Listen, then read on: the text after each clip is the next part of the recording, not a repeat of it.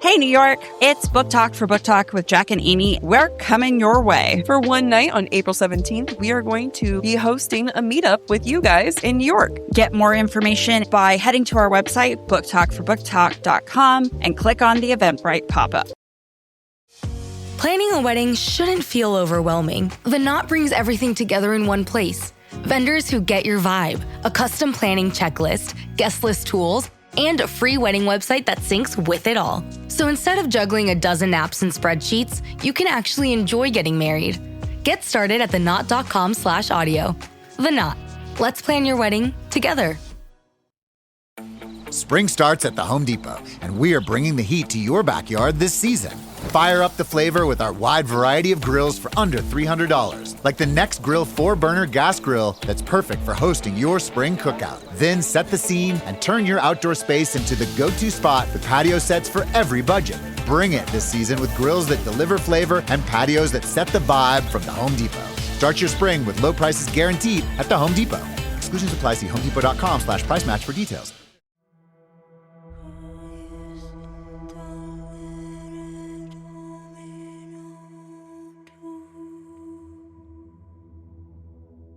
Having realized the true reason for Nesta's refusal to train at Windhaven, Cassian decides to reach out his hand one more time and train with her one-on-one at the House of Wind. But it is only after making a binding bargain that Nesta finally agrees to 1 hour of training, whose mind calms from the activity. In the library, Nesta acts on a whim to assist Gwyn with finding her book for Meryl, whose research speaks to the legend of the Valkyries, a fierce female warrior group. Even so, Nesta is willing to tackle another day of training, seeking out the temporary quiet of her thoughts. Her time training with Cassian begins to open many doors, including her feelings and attraction for the general, and a growing desire to help the priestesses in the library break out of their shells. Hey there, we're Book Talk for Book Talk with Jack and Amy, your book besties who take the novels you love seriously. This is Jack. And I'm Amy. And we bring the tools of literary analysis to women-written novels, lighting up book talk from romance to romantasy. Think of it as your favorite fandom books treated with the same respect you give a classic in literature class, just with more humor and less homework.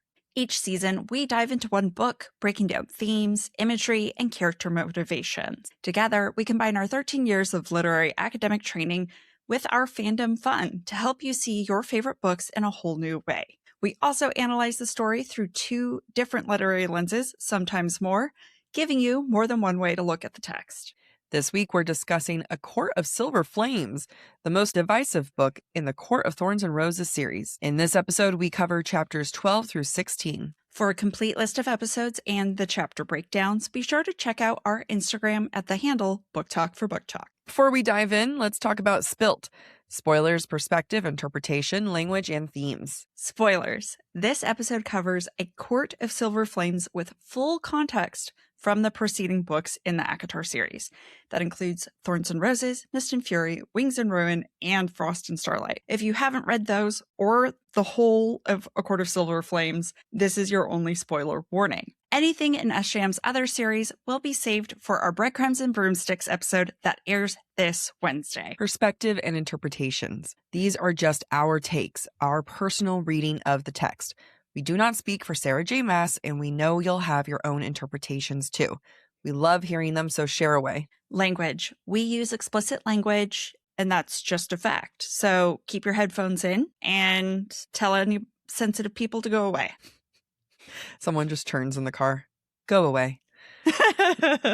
Themes. We will discuss tough topics like sex, violence, abuse, depression, self-harm, and death.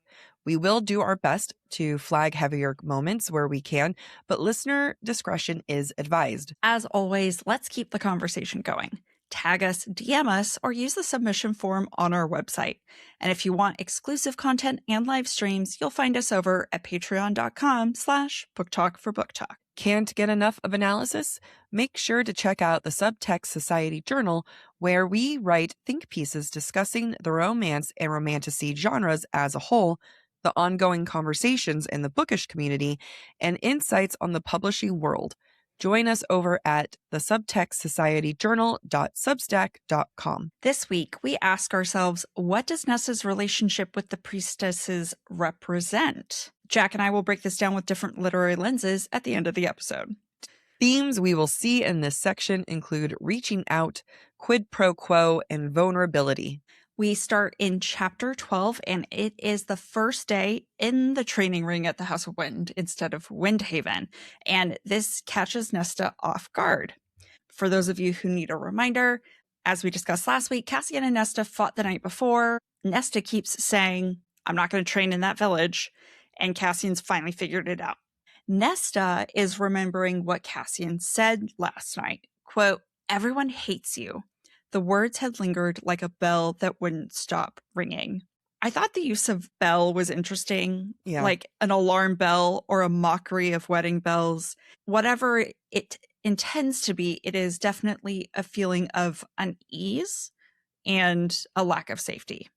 When you said wedding bells and the fact that it's a lack of safety, it reminded me of the beginning of So Long London by Taylor Swift. So long.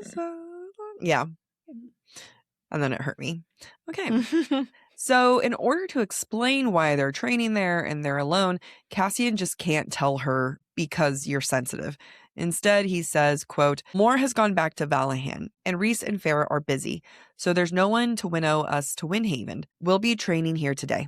Like I said, Cassian knows to speak to Nesta's pride, which is not, hey, this is not great, so I'm going to be taking care of you. But I think this is what's training Cassian, that he needs to hide his truths in order to get closer to her. And I'm already thinking about when they start having sex and the fact that he's in love with her. And he hides his truth so much that he never says that he loves her this entire book. Yeah. And to what extent is it because he's had to train himself? Because things scare Nesta so easily. Yeah. So he has to keep it all to himself. Now, Cassian tries to act like a predator in this situation. Quote, he added with a sharp grin that made her swallow. Just you and me, Ness. Now, this is from Nesta's perspective, where Cassian seems to be in control. But when we switch to Cassian's point of view, we see just how vulnerable he feels. Nesta doesn't immediately stomp away from the training ring, which gives Cassian hope. Quote, her hesitation made his chest tighten unbearably, but he stomped on that hope, slowly folding his other sleeve. He wondered if she noticed his fingers trembling slightly. These two kids. What's hilarious to me is they try to show each other their tough side. Yeah. But really, they're just like trembling little children when they interact with each other. It's so funny because they both know when the other person is being vulnerable too. You know what I mean? Like they both see the other person's vulnerability and their quote unquote weaknesses. Because even Cassian, when he's thinking about why specifically Nesta wouldn't go to the training camp, he thinks, quote, Nesta would rather sit on a freezing rock in the icy wind for hours than look like a fool in front of anyone, especially arrogant warriors predisposed to mock any female who attempted to fight like them. I want this to be a moment where the reader, or in this case, our listeners, to realize that SJM is trying to make this a relatable moment. Because who among us would want to train amongst men? I already have a hard enough time when I started going back to the gym training in front of men. Guarantee they don't even look at me. Sometimes, unfortunately so, they don't look at me. And and just imagine going to a place where they actively hate you and will be judging you.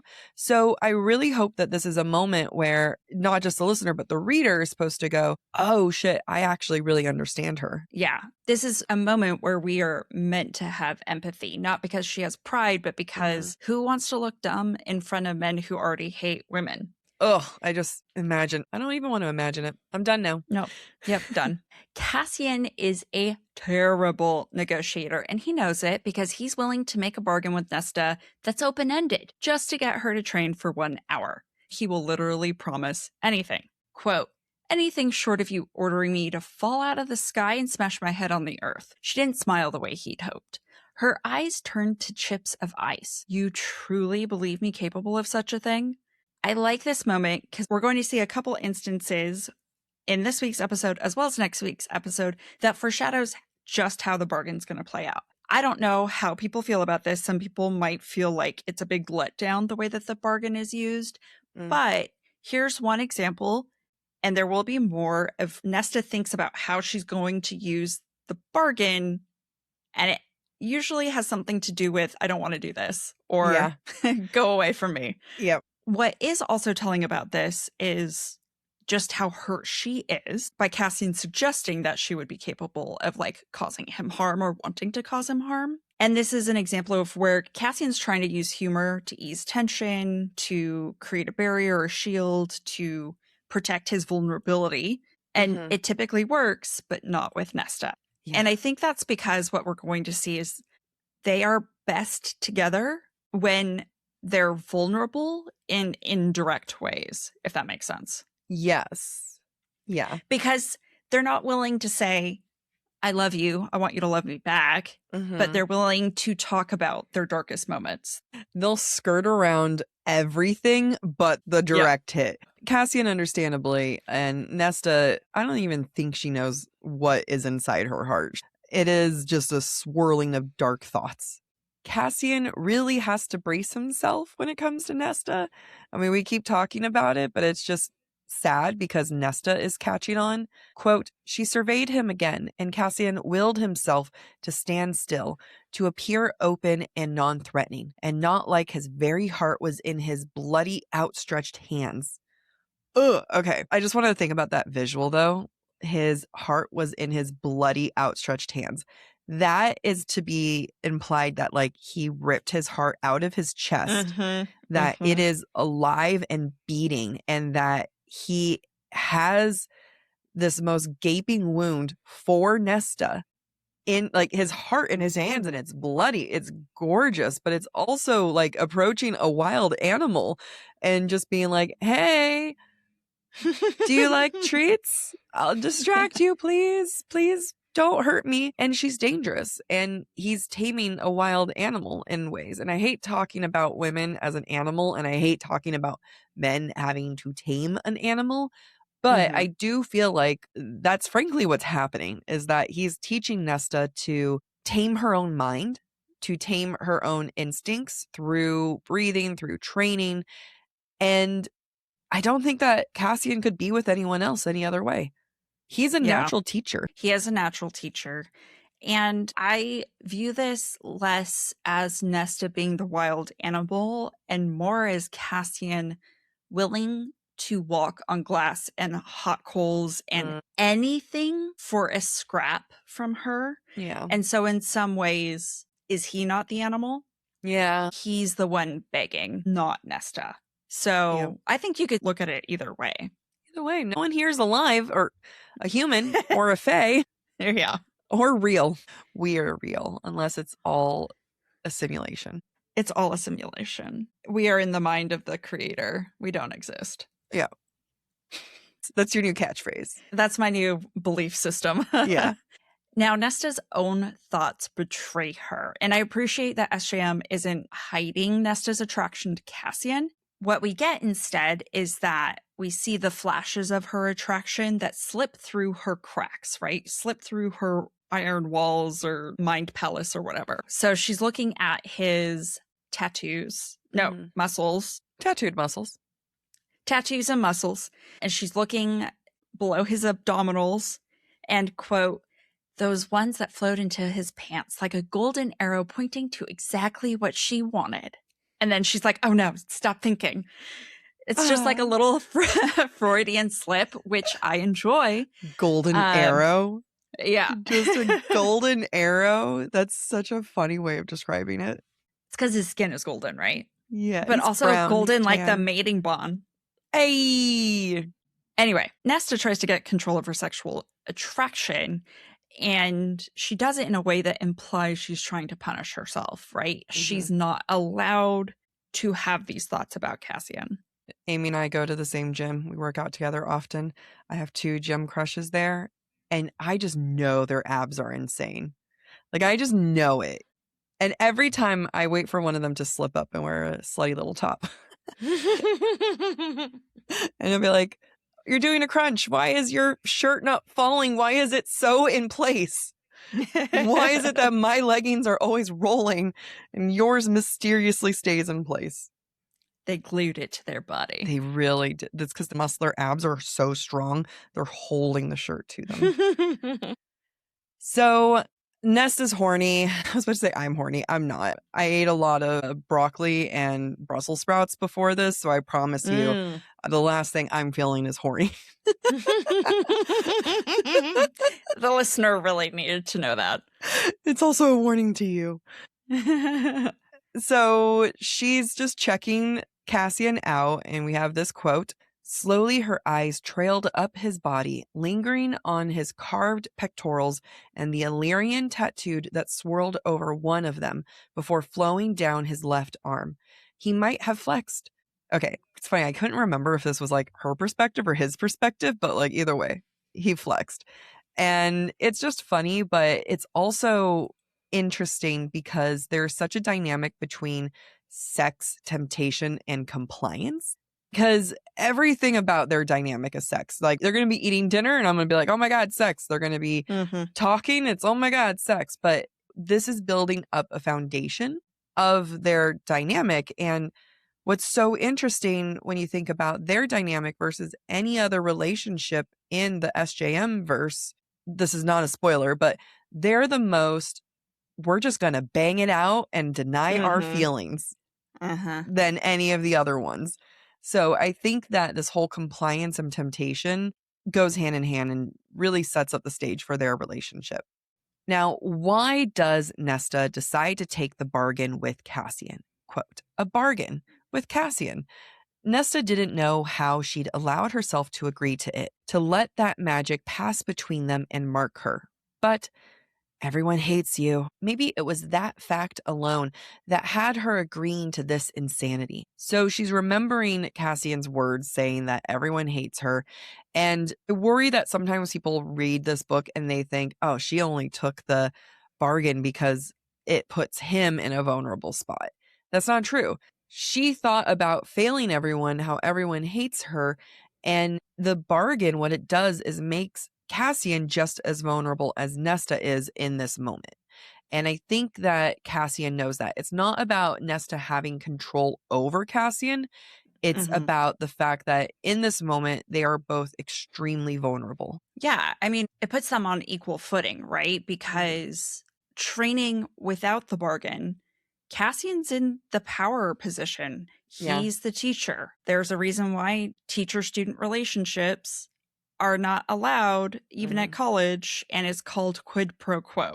It's about people in power putting others below them in vulnerable positions. And so Cassian is like, I'm not going to make you vulnerable. I already know you're vulnerable, so I will create a situation where you can have just as much power over me as I have over you, which I think is a great point. Yeah. Didn't even think of it. Yay.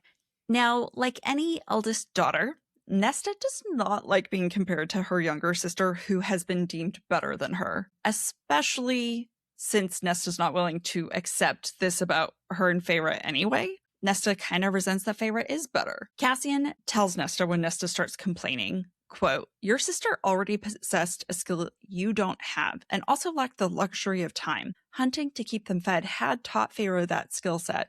Hunting, while Nesta had stayed home, safe and warm, and let Feyre venture into that forest alone. Just the slight comparison, and it's not even really a comparison. It's just Feyre was more active than you were, so she got to start at a different place in training. Yeah. It irks Nesta, and it activates, it triggers her self-hatred. And in my opinion, when she thinks about Feyre, and when she thinks about Cassian, because we're going to see it a couple times where she is so sure of his goodness, just like she knows Feyre is good and better than Nesta is, she weaponizes their goodness against herself and to justify her destruction. And we see it just in the simple act of like her not being able to balance. Later on, she thinks about training, quote, all basic stupid things and all things she failed utterly at. It's grammatically hard to say. Basically, Nesta's just like, wow, I suck. Why am I even trying? My sister's better than I am. And it's not good for her. mental health. What's hard is that Nesta doesn't even have a fake reason to dislike Feyre. Feyre's done nothing to her. Feyre has done everything for Nesta. She can blame Feyre, which she does, saying, you're the one who got me into this mess. But I think even a part of her understands that the reason why they're in that mess is because Feyre went to the Feyworld. The reason why Feyre went to the Feyworld is because she was trying to help them from starving. You know what I mean? So none of this is truly Feyre's fault. And that's part of the reason why I think Nesta goes after Rhys so hard, is because there is a reason why she could dislike Rhys. Like, there's a lot of reasons why people could dislike Rhys. His personality is reason alone. I like his personality, but some people might not. And I think that's just another thing that she gets to hold on to. But I love her dynamic with Feyre because she just sounds sometimes like a very petulant child. I think this is when the most of her pain and the most of her childishness comes with her relationship with Feyre. Quote, hunting to keep them fed had taught Feyre that skill set, hunting, while Nesta had stayed home safe and warm and let Feyre venture into that forest alone. Those skills Feyre had honed had allowed her to survive against the High Fae and all their terrors, but Feyre only had them because of what she'd been forced to do, because Nesta hadn't been the one to do it, to step up. Feyre will always be an example of her biggest failure of her life. Nesta's biggest failure at this point, no matter what she wants to say of, oh no, Elaine got kidnapped in the middle of the forest, or no matter what, the biggest failure is the fact that she did not step up to help. And she does not help Feyre at all, ever, at any stage does she. Even like in this book, she's like, hey, can you go risk your ass and not Elaine? And Feyre is the one who holds the power over Nesta, even though Feyre isn't even wielding that power. But Nesta just can't, because for almost a decade of her life, her survival depended on Feyre. Her survival still continues to be on Feyre. And the fact that Feyre is still kind. I think I bitch about Elaine later, but in case I don't, fuck Elaine too. She didn't step up either. No, she did not. What I love most about Nesta and Cassian's relationship is that in a lot of ways, their capacity to care is equal. Nesta just doesn't like to care, but they both have a depth of empathy for others that we're going to see kind of be uncovered for Nesta. And what I mean by this is they both are so in tune with the other. They want to help each other get out of their heads when they're troubled, but like not be obvious about it. When Cassian and Nesta start talking about Emery and Cassian's eyes turned haunted, quote, perhaps it was to save him from reliving those memories, to banish that unwarranted guilt in his eyes, that Nesta nestled against the mat and said, cool down. I choose to believe Nesta softens herself and allows herself to engage with Cassian because he's listened. He's attuned himself to her needs. And so there's a reciprocity there. He's attuned himself, so she will attune herself too. But because it's Nesta and she has to be complicated, while she does desire to help him and help him not feel guilty, she does choose to restrain herself and her feelings and desires. Because at the end of the day, Nesta doesn't think she's worthy. She thinks she's undeserving. She thinks she's tainted. And ultimately, she doesn't want to hope for anything because she doesn't want to be disappointed. There is an open vulnerability between the two of them. And a lot of it, I think, has to do with the fact that they're both physically exhausted. And I think it even surprises her because at one point, Nesta asks Cassian, do you like flying? The quote is, she didn't know where that question came from. Like you're talking about, there's a vulnerability here now. There's this connection between the two. And I think that it makes sense, especially when we are told that this is when her head does not have all of the roaring in it. It's quieted a bit more. She's now able to breathe a little easier, think a little bit clearer. And of course, now she gets to be a little bit more vulnerable with him. I like how the vulnerability is, do you like flying?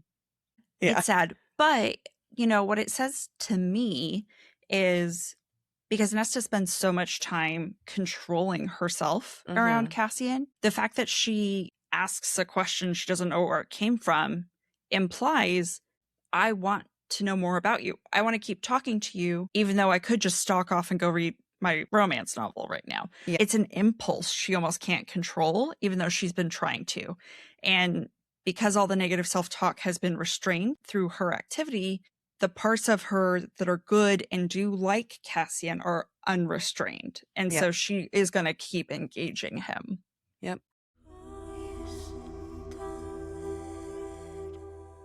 Pause the mating bond. We'll be right back. This show is sponsored by Liquid IV. When I think of spring break, I think of Jack and I senior year Las Vegas. You know what happens in Vegas stays in Vegas, but what doesn't stay in Vegas is the hydration our body needs no matter what. If there's anything that I needed from that trip, it's Liquid IV. And now that I'm older, I really need Liquid IV after going out. I drink Liquid IV's sugar-free hydration multiplier all the time. I'm not even exaggerating. Liquid IV's hydration multiplier hydrates me better than water alone. If you're going to Coachella or any music festival, this is the perfect thing to put in your purse because only one stick and 16 ounces of water hydrates faster than water alone. It's powered by LIV, Hydroscience, and an optimized ratio of electrolytes, essential vitamins, and clinically tested nutrients that turn ordinary water into extraordinary hydration. Compared to water, Liquid IV delivers longer lasting hydration and retains hydration for up to 4 hours. It's backed by a scientific advisory board with world-renowned researchers to conduct clinical research trials. And for our vegan, gluten-free, dairy-free, soy-free girlies, this is perfect for you. It's always non-GMO and has delicious sugar-free options like mandarin orange, rainbow sherbet, my favorite, mango pineapple, and more. Soak up unforgettable memories with on-the-go hydration from Liquid IV. Tear pour, live more. Go to liquidiv.com and get 20% off your first purchase with code BOOKTALK at checkout. That's 20% off your first purchase with code BOOKTALK, BOOKTALK, at liquidiv.com. Like I said earlier, Cassian and Nesta may both try to assert their dominance with one another, but deep down, they're just two kids afraid of getting hurt. Cassian tells Nesta, quote, "I wanted you to know that I don't hate you." She weighed whatever the hell lay in his stare, likely more than was wise to let her see. But she said quietly, "And I have never hated you, Cassian." Woo! Oh my God. That's so hot. It was so sad. Romantic. But it means so much for Nesta to be able to say that, for her to open up. But let's also notice Cassian has to open up first before Nesta's willing to reciprocate. Yep. Although I think like one of the next lines, Cassian's like, "She said my name." Yeah, he's like, "I'm so shocked she said my name. I've never heard it before." Yeah. It was like, you guys.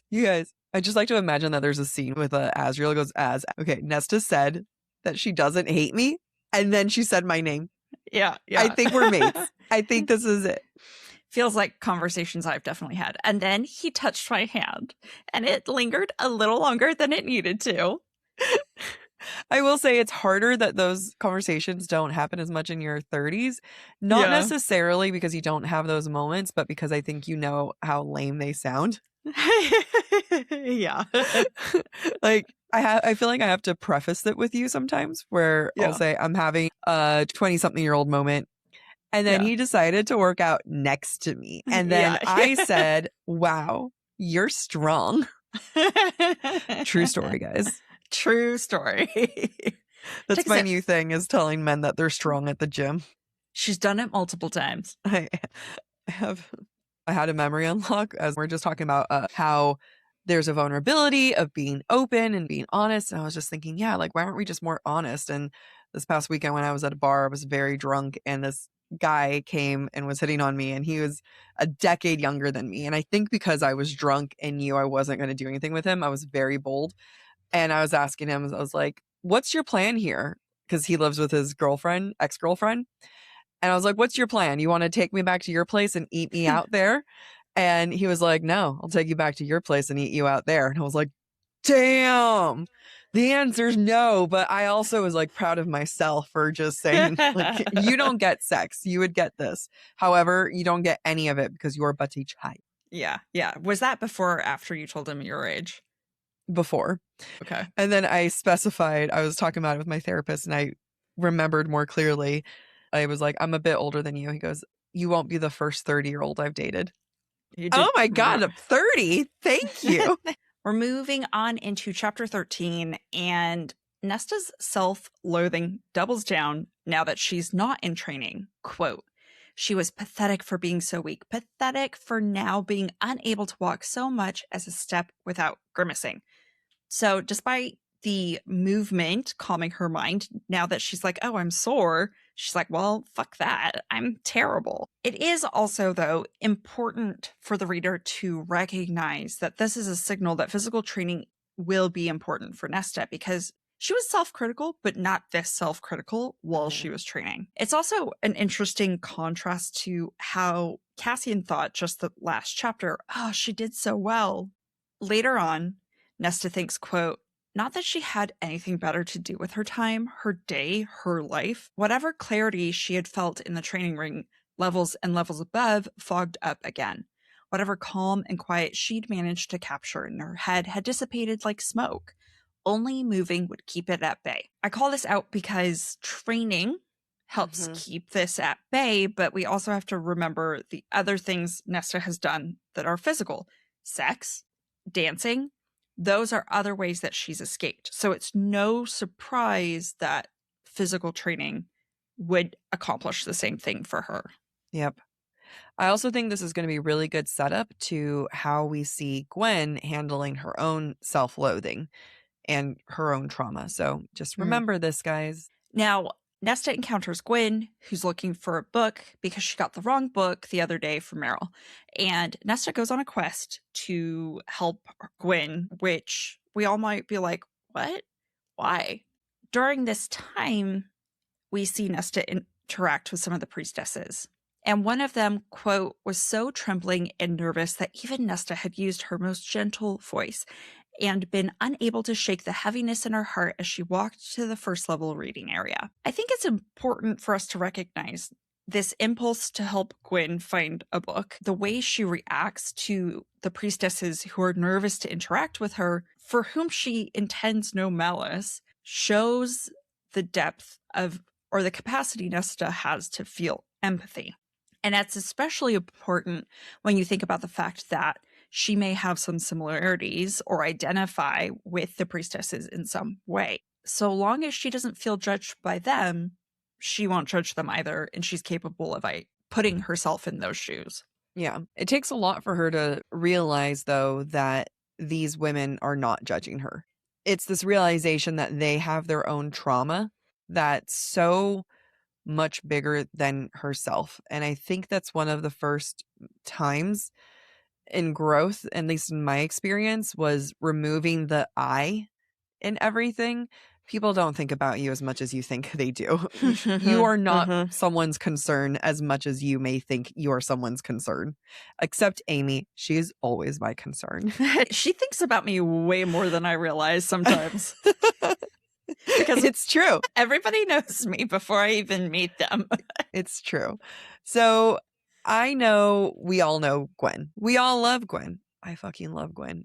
I am proud of myself for not dyeing my hair red for this season. Sometimes we stay strong. Now, I want to remind everyone that right now we are reading early chapters. So we really need to focus on these early chapters of Gwyn. I think when I talk about her, people might imagine the amazing badass at the end of this book, right? The fighter, the Valkyrie. That's not the case. We have to know who she is now because that's part of the core foundations on who the badass Valkyrie is built upon. So I have two quotes. First one, quote, "Because I don't like to fail. I can't." Gwyn shook her head. "I don't want to make any more mistakes." Another quote, "I cannot stand to fail them in anything, especially someone as demanding as Meryl, even when it seems trivial." So this is me going through the psychoanalytical, psychological lens, whatever you want to call it. And we don't know any details about Gwyn at this point. We know that she's there for traumatic reasons. I think at this point we know that there's likely assault involved at Shangri-La, where she was living before. Sangrava. Where was I going with that? Sangla. I'm trying to enunciate everything else in my life, and I'm struggling here. There's a hotel chain called Shangri-La. Okay, that's exactly what I was thinking. Yeah. That's funny. So we don't know much, but what we can take about Gwyn right now is that she takes responsibility for things that are likely not her fault. I'm not saying that we know exactly what she's thinking about, but for the pieces of information that we are given, we can guess that it's probably somewhat related because that's storytelling for you, baby. And I really like Gwyn as a character because I feel like she's a good counter to Nesta, while Emery is someone that Nesta can relate to in different ways. But that doesn't, yes, agree. My butt is not a bitch slap in your face. It's a bitch slap to my butt. I think that Gwyn, although different, although the counter to Nesta, I do think that Nesta's capable of identifying the ways in which they're similar. Right? Oh, yes. Yeah. Gwyn is extra hard on herself in a way that she probably doesn't need to be, but Gwyn probably thinks she deserves it. Nesta can relate to that. It's the right amount of relatability that you have with friends, right? Yeah. There's similarities, there's relatability, but then there's also differences. Right. Exactly. Except for us. We have no differences. Except bra size. and pants size, but I'm coming for you. Yeah, you are. Here's where we start to see the friendship forming between Nesta and Gwyn.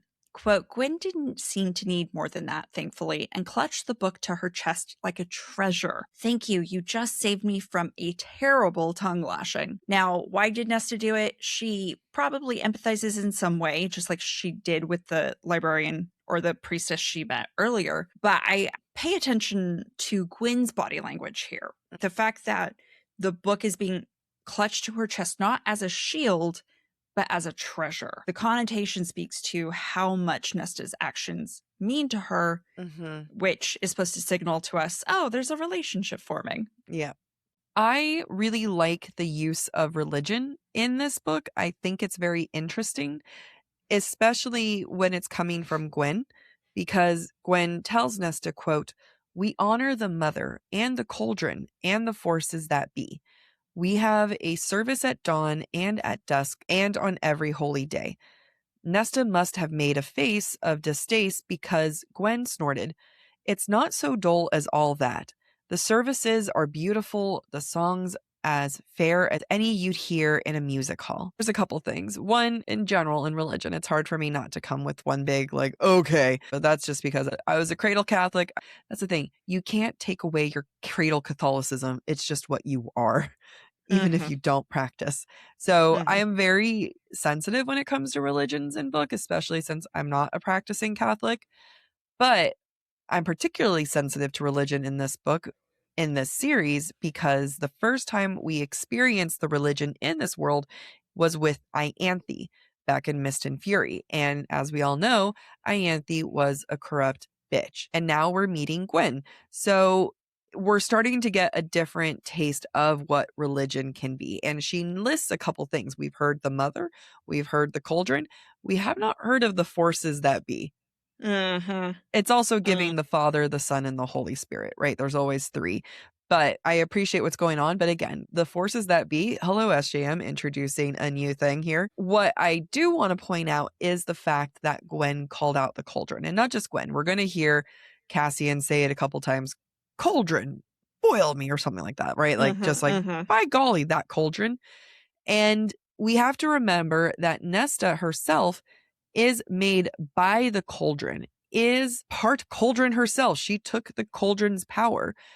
I think that there's some kind of Messiah idea coming from this. She is born from the cauldron. It's very Jesus, right? Like, it's very, she is birthed from this God, from this religion, essentially, where everything is born from. And she has the cauldron's power. So therefore, she is almost like a god herself. And they talk about her being similar to a death god. But in the contrast of Nesta amongst these priestesses, I find religion to be very interesting in this dynamic with her, Nesta. So do they honor the cauldron? Are they going to honor Nesta? How can the cauldron be bad? Do they worship her? Just these were random thoughts that I was typing, and I don't know when I typed those. Well, it's interesting that Nesta doesn't recoil at this idea that the priestesses worship the cauldron, because the cauldron turned Elaine, turned her, she fought it, she's haunted by its power, essentially. Yeah. And yet she doesn't think poorly of the priestesses for worshiping the cauldron. Yeah. I think it's either a blind spot in SJM's writing, or Nesta's able to disassociate the cauldron she encountered from the religious beliefs. Mm-hmm. We don't really get into it. No, we do not. We don't get into the questions of this whole sanctuary situation. Is it just for priestesses? Do you have to be a priestess to join? Gwyn says that you can be there until you're ready to leave. Is there a rule to that? Are you not allowed to leave? Like, I know she gets to leave, but I think you should be allowed to do day trips. Like, this feels a little prison-ish. To me, it read more like they choose not to leave. Okay. I have questions, but yes, clearly they're allowed to leave. She gets to leave later on, but right. Obviously they all want to stay. And Gwyn and all of the priests, the way that they go about life brings a different perspective to Nesta. Quote, "This whole place was utterly silent. The only bit of color and sound came from Gwyn. She would remain here, locked beneath the earth for the rest of her immortal life. It seemed a shame. Understandable for what Gwyn must have endured, yes, what all these females had endured and survived, but a shame as well. The priestesses are all underground. They're working through their own trauma, and Nesta feels bad for them. And it's like, girl, what do you think you're going through? You're working through your own trauma. And although she might not be, quote unquote, stuck underground, she is having to face her own darkness, right? She is facing her own underground of her psyche, you can say. And I think this is also a great reminder that Nesta, too, was also violated and in her own way deserves to be. I mean, everyone who's been hurt deserves to be there, but she was not only assaulted, but she was violated by being forced to become Fae and being forced and held down under the cauldron. And there is something about healing with other women who have also struggled that I find to be very powerful in womanhood. And if you're struggling, highly recommend you find a women's group. Anyway, Gwyn is also the light. She is color. She will later on be singing, and her hair will literally light up and will never come back to that again. I forgot that happened. Opposite to Nesta, but the same. When Gwyn tells Nesta about the Valkyries, Gwyn says, quote, "They let themselves die rather than face the shame of their lost battle in surviving when their sisters had not." That is so similar to Nesta of not wanting to face her own shame. And I know that it sounds honorable, right? They're so proud that they couldn't face their own shame.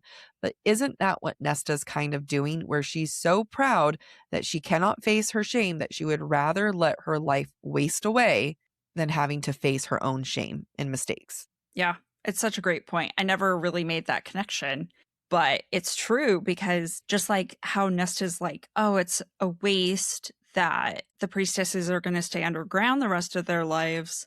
It's the same about the Valkyries. It's a waste that they've lost this entire warrior group and practice because they were too proud or too hurt to try to heal. Yep.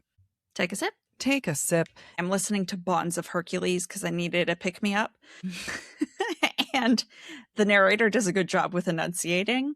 Yeah. So I'm like, I just need to listen to more people who enunciate. Had you listened to Bonds yet? No. Oh, okay. It's really good. I didn't realize you had listened to Bonds. I fucking love that series. Actually, guess what came in the mail? I knew you needed to pick me up. I was trying to figure out when, but you mentioned Bonds, so I opened mine. I won't show it to you, so you can. Do you want to see it? Yeah. It's so pretty. Oh, it's so pretty. Ugh. So pretty. And then, oh, one day I might go through a sleeveless phase, because look at that. It's so pretty. I love it. And my Silver Elite came in. Oh, nice. Yeah, I'll show you that one. Honestly, I like Bonds more, but I just really love Silver Elite. Oh, very pretty, though. I love the colors. Yeah, it is very, very pretty. Yeah. Oh, that's gorgeous. Right? That so is much gorgeous. better than... Yeah. Your pick-me-up is going to come with another pick-me-up of it physically. Yay. Yeah. Yay. I'm glad I saved it. Perfect timing. It is, yeah. All right. Let's keep going. All right. We are now in chapter 14, and Nesta goes through another day of training and, of course, complaining about being sore. And so Cassian offers to help Nesta stretch because we've never seen that page played before, ever. Quote, she had no idea what he was asking, but she nodded. So Cassian's like, may I? And she's like, okay. Which I find hilarious because, and Nesta does this a couple times in this episode where she shows inherent trust. Like, she's just like, I don't doubt you. Yeah. I don't even ask myself if I should doubt you. I'm just like, okay. And that's a different type of vulnerability for Nesta. And I think it's only in the space where Cassian is the teacher, because after that first day, she realizes he's not going to judge her. He's going to be professional. And so she feels safe to be vulnerable there. So long as she doesn't feel judged, she's capable of opening up. How long until I use that line at the gym? Can you help stretch me, please? I would be shocked if you ever did that. My therapist and I are working on me giving less fucks so that I could do something like that. You would just run. You would abandon me. I would abandon you and then film you from afar and zoom in. Creep, that's exactly what I want. That's good. Yeah, no, I know. As you were reading your section, I was already trying to play out in my head how I would want it to go. And in my mind, we're both on the mats. Not you. You're in the corner filming me. And I go, oh, cramp, help, please. I'm a Charlie horse. No, not sexy, okay? Is your name Charlie? Would you like to be my horse? I did. That's not what I said. So when Cassian checks in on Nesta sleeping later, the house shows him that she ate. And the house is all proud of it. Quote, as if the house was showing him precisely how much she'd eaten, as if the house was proud of what it had gotten her to eat. Good work, he muttered. Food is protection, and I'm going to keep on my little case here, but food is also sex, because he saw a bare shoulder and he got horny for her and then was like, oh shit, you're actually tired. Maybe I should not look at that sexy bare shoulder. Mm-hmm. Now, you can tell that SJM was working out a lot when she was making this book. You cannot tell me that SJM was not a full-on gym rat while she wrote this book, because the way that he talks about squats, the way that he talks about the importance of stretching, and Nesta works out really hard, and Cassian is teaching her about the importance of stretching. Quote, you need to get lactic acid out of your muscles. That's what's hurting you. And I was just like, all right, so you're fucking telling me that this world has lactic acids but does not know how to do a C-section? Lactic acid. My point holds. No, okay, but about the C-section, they do mention cutting Feyre open and how it's dangerous. My point holds. You're telling me that this world has lactic acid and they can understand that, but they can't understand how to safely cut open a belly. Anyway, I don't know what to tell you. I felt attacked, and I was telling Cassian in my head that fine, I'll be better about going to the gym. But this is me arguing with Cassian. But sometimes you go to the gym prepared to stretch, but then the machine or bench that you want is available. And you know, by the time you go for it, and by the time you're done stretching, it's going to be taken. So you don't have an option, Cassian. Okay. Yep. And then I was at the gym and I was like, I'm going to stretch, and kind of did. Not really. Now, as Cassian and Nesta talk about being sore and the recovery process, we are reminded just how much Nesta is haunted by memories of Cassian near death. She, quote, saw him hauled in unconscious, his guts hanging out, saw him in the sky, death racing at him until she screamed for him, saved him, saw him on the ground, broken and bleeding, the king of Hybern about to kill them both. Cassian's face gentled, as if he knew what memories pelted her. I'm a soldier, Nesta. It's part of my duties. Part of who I am. Now, I read this quote because it's a reminder that what is normal for Cassian is not normal for Nesta, but the same can be said otherwise, right? Vice versa. What was normal for Nesta, especially as she was human, was never Cassian's normal. Now, I can't remember if I'm looking, it's not structuralist lens. I think it's a formalist lens is what I'm using. I'm going to read another quote that Nesta talks about when they talk about her relationship with her parents. Nesta says, quote, I was my mother's creature. She said it with such cold it nearly froze her tongue. Now, this comment in and of itself is so telling. Nesta was a creature created. Therefore, what is her mother? Frankenstein. Sorry. I'm so clever. You crack yourself a monster. Up. I do. It's Frankenstein. It's not true. I don't know. Frankenstein. I think Young Frankenstein, I think, is where that's from. Just this one comment, though, I was my mother's creature, tells you a lot about how Nesta views herself as well as her mother. Yep. It truly removes Nesta's humanity. In this, she's not a daughter. She's not a human. She is not a person. And I meant to say person, human, then daughter, because that was going to be the most impactful part. So I'm going to come back to it. She's not a daughter to her own mother. She is a creature. And Nesta has been dealing with the struggle of the loss of her humanity long before she turned Fae. Her humanity was stripped away by her mother a long time ago. Which we're not surprised by because of how Fae reviewed their mother and how negligent Mother Archeron was. Yep. I think that's another reason why Nesta can't stand Farah, is that Farah is so compassionate and understanding. There was another previous book where Farah said, I think Nesta feels more deeply and more powerfully than any of us in order to explain the Nesta-ness. So I think that's another hard part where the sister just keeps getting her.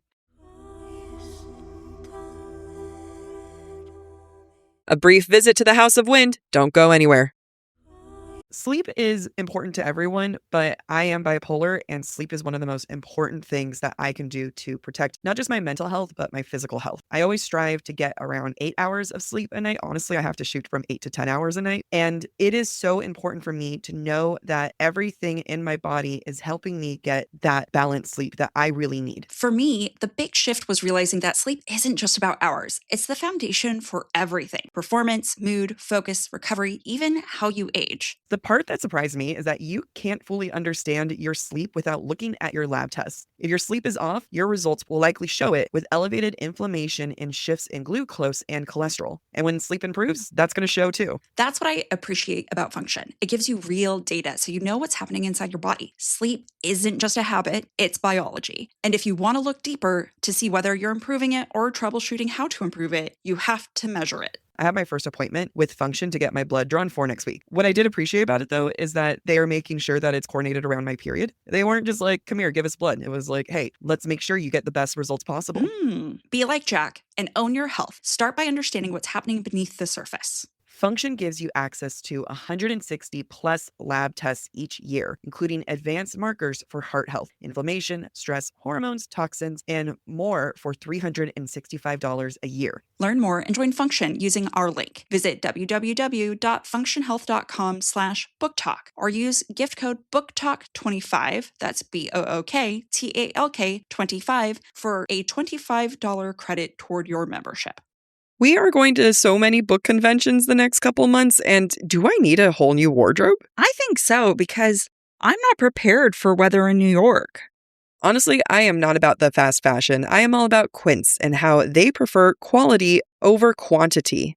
Quince makes high-quality wardrobe staples using premium fabrics, like 100% silk and organic cotton. They even have a lightweight cotton cashmere sweater that's perfect for the changing seasons, especially in New York. And they have amazing spring colors, so I'll be able to be very versatile with all of the cute sweaters they have. Gwyn's clothing is consistently rated 4.5 to 5 stars by thousands of customers. Real people wearing these pieces every day actually love them. And honestly, they're better than some of my favorite expensive brands. I personally love my boyfriend sweater that I got last year, and I still wear it all the time. And I'm sad that it's going to be warm, so I guess I'm going to have to find another sweater. Stop waiting to build the wardrobe you actually want. You don't need a closet full of options. You just need pieces that work for you. Right now, go to quince.com/booktalk for free shipping and 365-day returns. That's a full year to wear it and love it. And you will. Quince is now available in Canada too. Don't keep settling for clothes that don't last. Go to quince.com/booktalk, BOOKTALK, for free shipping and 365-day returns. Quince.com/booktalk. So at this point, Cassian and Rhys go to the spring court, and Cassian's got some mad allergies. And all I can say is, girl, same. Where's my Zyrtec? Cassian is going to the spring court with Rhys to meet with Eris. This is the start of Cassian always having a companion when he goes to meet with Eris, because they made the mistake of letting Cassian go alone last time. And it's important that we see Cassian with someone at his side, especially Rhys and Nesta, who are his companions, because he learns how to act like a courtier through mimicry of them. Quote, Rhys said nothing, revealed nothing. Cassian followed his lead. In the future, Cassian's mostly going to be with Nesta when they go to meet Eris, and I point it out because by the end of the novel, Nesta's going to think, wow, Cassian, you're a courtier. Oh my God, it's hot. So we need to clock the fact that Cassian is trying to mimic Rhys in this moment, and he will try to mimic Nesta in the future as well. Now, I do want to point out the fact that there are some side comments made that speak to the Mor and Eris mystery. So Eris keeps insisting that it's not what it looks like. He didn't leave Mor at the border of the Autumn Court with fatal wounds with the intention to let her die. He also says, oh yeah, I think it's also taking her these 500 years to finally figure out what my intentions were. Which, what does it take 500 years to figure out? Why now? Right. So Eris specifically says this, quote, perhaps you should ask Morgan whether that is true. I think she finally knows the answer. Cassian's head spun, and the relentless itching resumed, like fingers trailing along his spine, his legs, his scalp. Now, I do wonder if it has to do with just how abusive Baron is, and just how volatile Baron and Kier together would be. But I also feel like it's more than that. Does Eris know her sexuality and didn't want to trap her in a marriage? Like, I think there's so many. I have my own theories that in my mind, it's just true. Where, okay. I mean, and maybe it's not as detailed, but yes, I think that he knew about her sexuality. I think that's part of the reason why she's so scared of him, is because she's scared that he'll admit it. And I think that she didn't know the reason why he's kept all of this a secret until more recently, or at least is suspecting it. And what that secret is, I don't know. I think Mor lied about something all these years. I think so too. That she might have said something like, oh yeah, Eris didn't care, when Eris might have done a little thing to show opposite. But I just don't like Mor either, which is unfortunate because she was attacked. I just like her for other reasons, I swear. SJM just needs to write a book from Mor's perspective, and we'll get over it. She's going to do such great work where I will one day I can't stand Mor, I can't stand Elaine, and it makes me a bad feminist. Like, I need to start hating more men in this book series. You do. Now, I do want to note that Cassian's physical reaction to what is happening, it reads like it's tied to his allergies, but we know from his last encounter with Eris that every time he tried to think courtierly, or to be like a courtier or understand courtier speak, his thoughts would get jumbled and his head hurts. And his head hurts right now. And I'm just pointing it out because his physical reaction to the environment is mirroring his reaction to what is actually being said. And I think it's clever on SJM's part. I really like this scene. Mhm. I enjoy the scene quite a bit, especially Eris's speech about Tamlin, which I would like to discuss. So bear with me here. Quote, Eris looked toward the hills beyond the orchard, green and gold and glowing in the sunlight. They say a beast prowls these lands now, a beast with keen green eyes and golden fur. Some people think the beast has forgotten his other shape, so long has he spent in his monstrous form. And though he roams these lands, he does not see or care for the neglect he passes, the lawlessness, the vulnerability. Even his manner has fallen into despair, half eaten by thorns, though rumors fly that he himself destroyed it. I love the description of Tamlin. I love this. I don't want to say third person because this obviously it is third person, but they're talking about Tamlin as if he's a fairy tale, as if he's this mysterious monster. But one of the most fantastic writing moments that I would like to point out is notice how Eris looks into the distance and notices the green and gold of the sunlight. You never hear green when you're mentioned a sunlight. You know, I don't look into the sky at all and see green, but it then goes to describe the beast as having green eyes and fur immediately. We are seeing that Tamlin is the physical embodiment of the spring court, even in his form. And as Amy was pointing out, there's a chaosness to this. Cassian is struggling to breathe here. There is this wilderness going on, and I love it because I think in the spring court kind of had this rep as being very frilly, of not being a very serious court. And now it's this lawless place with a beast. And I would argue that Tamlin is more resembling of the beast from Beauty and the Beast now than he was in ACOTAR, when people were saying this is just like Beauty and the Beast, when in actuality, it was very much like the Scottish folk of Tamlin. Lynn. Yep. Yep. When fans have theories that Elaine and Tamlin are going to end up together, I can see it because she's the beauty. Yeah. And he's in his beast form, kind of trapped himself in that beast form. And Nesta explicitly states later on, Elaine would love the spring court, right? Yeah. I think it's going to be a wide choose with her, Lucian, and Tamlin. And if you want to throw Azriel in the mix, I'm okay with it. I am okay with it. Absolutely. I think there's been plenty of clues of Elaine being High Lady. There's been little things. I'll point them out. But I think we can all agree that we know Lucian is going to be the High Lord of Day Court. Huh? Of somewhere. The Day Court. Yeah. It could be anywhere. Like, he'll be a High Lord somewhere, is my Well, feeling. his father is Helion. I know. He shows up in the Winter Court. It's me. I'm the High Lord now. What if Eris dies and then he ends up High Lord of the Autumn Court? We don't know. I can't handle the thought of Eris dying. Really? Yeah, I don't like that.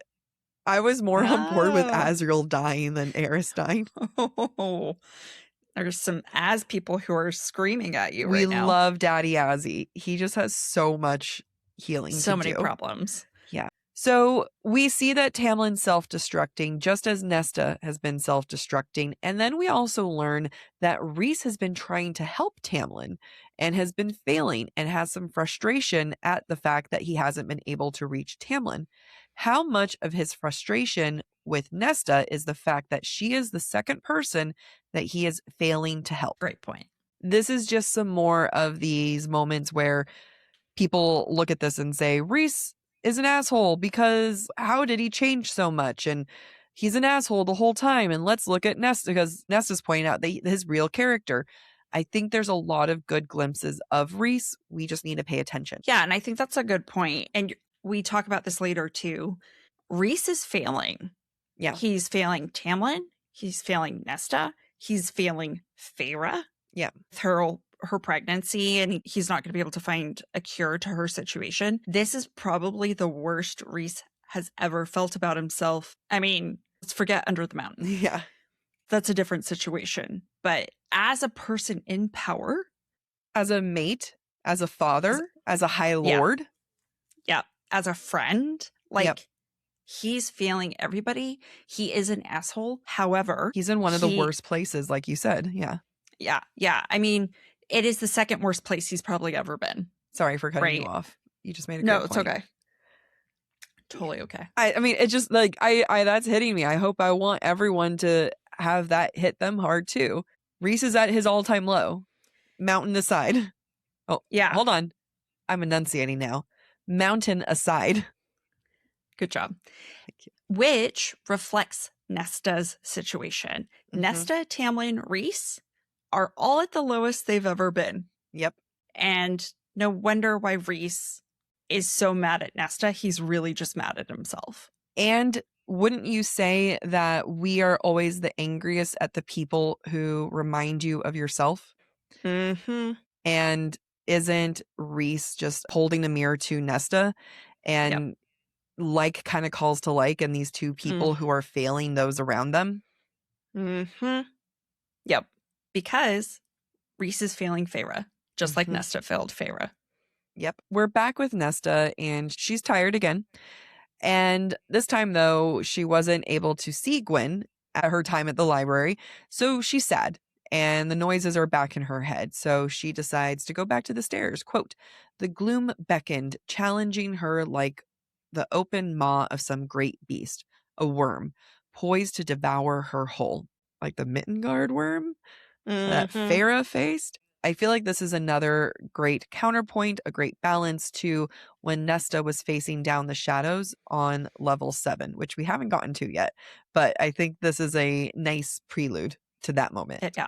Yeah, it is good. And I will talk more about that when we get there, because I think this is a good point to remember for what I'm going to say later, which is how everything about the house reflects Nesta. I've said it for the last 2 episodes. I'm going to keep talking about it. So when Nesta gets back to her room, she's had a long day. The house has prepared a little gift for her. Quote, "Apparently it had noted her request for a book the other day and deemed The Great War too dull. The title of this one was suitably smutty. I didn't know you had dirty taste," Nesta said wryly. The house only responded by running a bath. "Dinner, bath, and a book?" Nesta said aloud, shaking her head in something close to awe. "It's perfect, thank you." Now, if we continue to use the psychoanalytical lens on Nesta's relationship with the house, which I'm going to, I interpret this as Nesta wanting kindness for herself, right? She wanted to interact with Gwyn, didn't see her. She hasn't been very kind to herself the last few days. So, because Nesta's unable to be kind to herself, because she hates herself, her subconscious is acting through the house to provide her the comfort that she needs. And what the house does in this moment also establishes the path to Nesta's heart: food and books. And that's how all of Nesta's meaningful relationships in this book will proceed. Food, books. Amy, feed me, Food, read me. read me. Give me pretty books. So it makes sense then that Nesta realizes through the house's actions that it has become her friend. Quote, "I think you might be my only friend," Nesta said, then ground her way into the tub's welcoming warmth. The house was apparently so pleased by her words that as soon as she lay back, a tray appeared across the width of the tub, laden with a massive piece of chocolate cake. Is this a food is power moment? I felt like this was an offering, not unlike the mating bond. It's a confirmation of love. It's like offering food or sacrifice to a god. It is a show of reverence, which is interesting, right? If I continue to look at it through the psychoanalytical lens, Nesta, just like in her conversations with Cassian, has to go a really roundabout way through the house to show her the affection that she desires. Yep. So I want to also keep talking about this bath that the house sets up for Nesta. Quote, "The house said nothing, but when she stepped into her bathroom, she found that it wasn't an ordinary bath. The house had added an assortment of oils that smelled of rosemary and lavender. She breathed in the heady, beautiful scent inside." I am going to be talking about this through a religious lens. I don't think I've talked about it yet in this book, or I forgot to, or I didn't say it's religious lens, but you've definitely heard me talk about this in previous seasons, and that is the concept that baths are meant to be cleansing and baptismal. So before all of this, Nesta has expressed that she can't stand baths because it reminds her of going into the cauldron, that she has taken cold baths in order to fight away the fear of going inside the water. And that makes sense because Nesta hasn't really been able to forgive herself and to cope through her trauma. So every time that she was trying to, quote unquote, bathe her sins, again, I'm not saying that she's going into the bath saying, I'm washing away my sins. It's symbolism.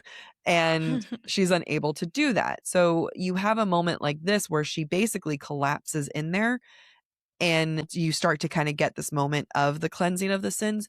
But because it's mixed with food and an offering and chocolate cake, it's not that full cleansing baptismal moment as you would get in, let's say, the Air of Fire. There was a, if you haven't read that yet, or if you have, there is a bath scene where you're like, that is what this means, is symbolism of cleansing of sins.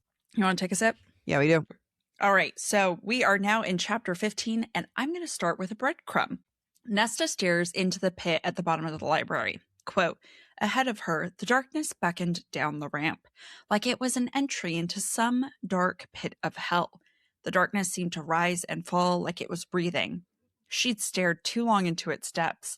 It might gaze back. Now, I like this personification of the darkness because it foreshadows how Nesta breathes life into the house. And that's a breadcrumb, obviously, for later in the book. But I want to talk about this scene with the knowledge that the house becomes alive and the darkness is the heart of the house.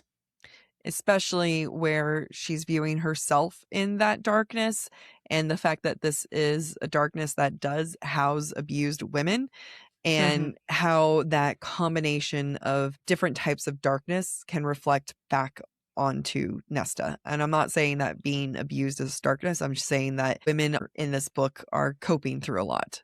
Now, from the psychoanalytical perspective, the darkness of the house's heart, which Nesta learns around winter solstice, reflects, in my opinion, the darkness in Nesta's own heart, kind of like what Jack was alluding to. And because Nesta has not yet accepted the darkness within herself, she therefore is afraid of the darkness here at the bottom of the library. And that is emphasized in this quote.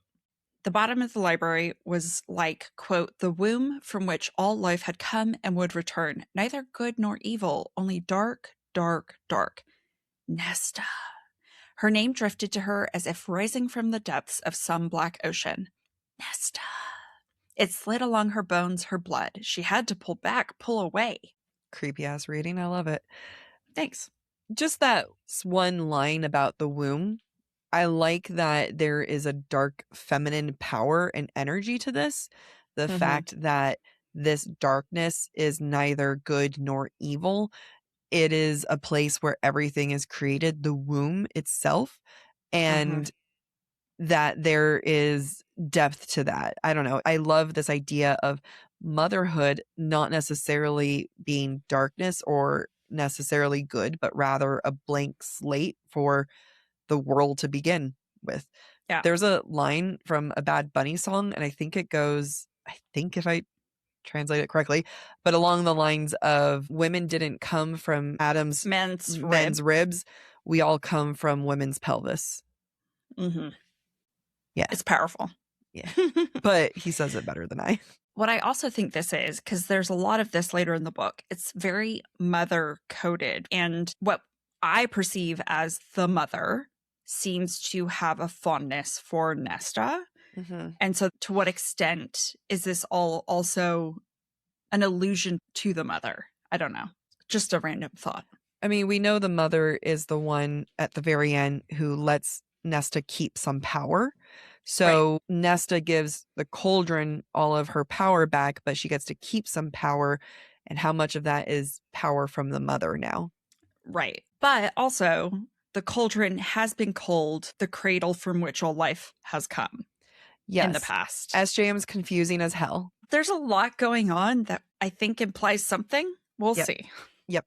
Now, Gwyn comes by and gets creeped out by the darkness, and she explains that other priestesses have experienced weird things with the darkness as well. She says, quote, "They say the dark has trailed them right to their doors." Now, we know that the darkness is the house, and if it's trailing them to the doors, it might be looking for a friend.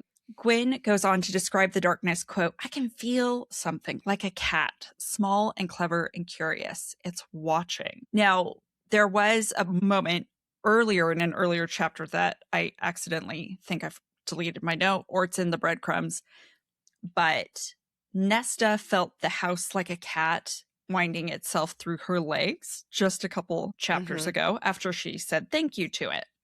So this is a direct correlation that we might miss. Another thing to keep in mind or to think about is the fact that for a long time, Nesta's going to hold back telling her full truth or history to Gwyn and Emery, and it doesn't happen until the end of the Blood Rite. I say that because Gwyn right now is afraid of the darkness and implies that others are afraid of the darkness. And is that a potential reason why Nesta worries no one will accept the darkness within her, since this darkness is reflecting her? Now, this makes Nesta's willingness to be vulnerable with Gwyn meaningful. No, it's another moment of reciprocity, but unlike with Cassian, Nesta is initiating. Nesta starts mentioning that training with Cassian is meant to curb her bad behavior, and although she doesn't give a ton of detail, it's enough that Gwyn responds when Nesta asks a personal question. Quote, "The sight of that blue in Gwyn's hand made Nesta blurt, 'Why don't you wear that stone on your head like the others?' Gwyn pocketed the gem, 'Because I don't deserve to.'" It's Gwyn having guilt. It's another moment of being an interesting counter to Nesta's guilt, while Gwyn holds on to that guilt and tries to be better. They both believe they don't deserve it, but while Nesta internalizes it and spirals, Gwyn just tries to be better and rise above. And I'm not saying either are healthy. Now, during training, Nesta does consider calling in her bargain. Quote, "She had half a mind to call in their bargain and order Cassian to never make her do another squat again. And I feel that." And this is the kind of petulance that Nesta's going to summon when she actually does use the bargain later on. It's important to know that she has thought of using the bargain for petty things like this. So it shouldn't be surprising when she uses it for a petty reason, because honestly, she never thinks about using the bargain any other way. So at this point, she's back to training, not in the library. Oh, yes. Sorry. She is back to training, not in the library. Now, as I mentioned earlier in the episode, Nesta has started to show empathy for the priestesses, and that empathy now starts to extend towards Cassian, especially when Cassian tells her about his mother. Quote, "Horror lurched through her. She'd known Cassian was lowborn, but that level of cruelty because of it." I just want to point out that it's interesting that when it comes to Nesta and Cassian, they are opposites when it comes to their mothers.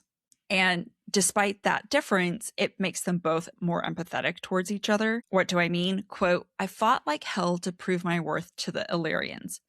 Cassian's eyes glittered. "To prove that my mother brought something good into this world." Now, that is a direct contrast to Nesta thinking of herself as a creature that her mother created, where Cassian wants to prove that his mother brought something good into the world. I think it's through Nesta's empathy that she recognizes, oh shit, like, I've been cruel to Cassian, more cruel than I realized. And she feels regret and shame from that. And I think it had to be related to his mother. Yeah. For her to feel that, because she's never had a mother who loved her that she could truly love back. And mothers are going to be so important to Nesta's growth in the end. Yes, absolutely.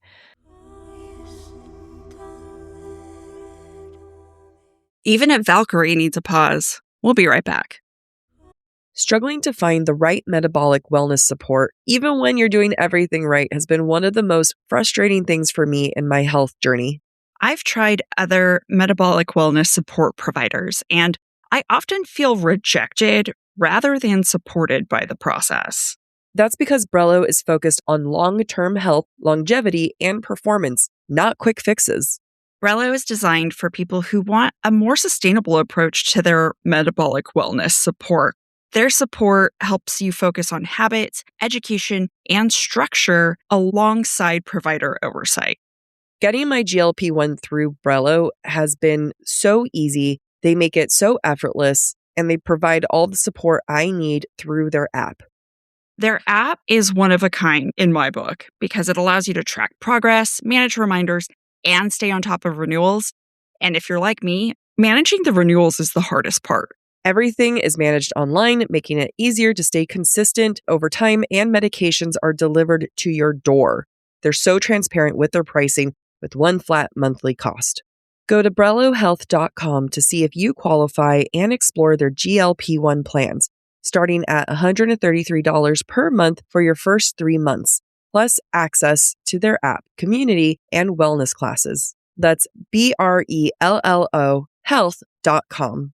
Any information provided is for informational purposes only and should not be construed as medical advice. It is not a substitute for professional medical consultation, diagnosis, or treatment. All patients must consult with a healthcare provider prior to the prescription or dispensing of any medication, which will be done only pursuant to a valid prescription. Compounded drug products are not FDA approved, and the FDA does not evaluate their safety, effectiveness, or quality. Patients are encouraged to discuss the risks, benefits, and appropriateness of any medications, including compounded products, with their healthcare provider before use. I have the most complicated period ritual just to make sure that I am comfortable and I don't have any accidents. And at the end of the day, I'm not comfortable and I still have accidents. I am so happy that I have finally made the jump to Nix because I can sleep so much easier when I'm on my period now with their leak-proof underwear. Nix, that's KNIX, has completely changed how I feel about my period. Their leak-proof technology not only looks and feels like regular underwear, but it washes like regular underwear, and they have a range of absorbencies because if you're like me, my period keeps changing. The heavier days are heavier and shorter, and I don't know what to expect. With up to 6 super tampons worth of absorption, I'm